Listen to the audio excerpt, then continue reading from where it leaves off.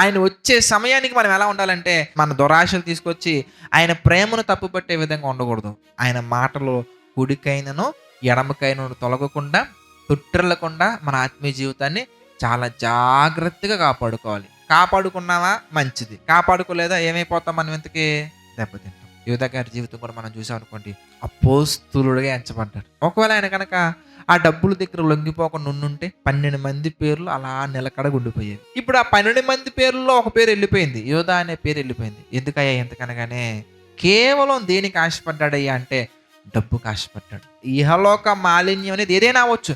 ధనాపేక్ష కావచ్చు, అసూయ అవ్వచ్చు, దురాశ అవ్వచ్చు, మత్సరం అవ్వచ్చు. వాక్యానికి విరుద్ధమైనది ఏదైనా కానీ ఇహలోక మాలిన్యమే. అది మనల్ని అంటుకుందా వెంటనే మన యొక్క ఆత్మీయ జీవితం అనేది పతనానికి సిద్ధంగా ఉంటుంది.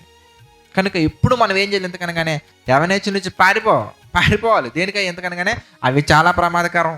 ఎందుకంటే గొప్ప గొప్ప జీవితాలు టర్నింగ్ అయిపోయాయి అంతే.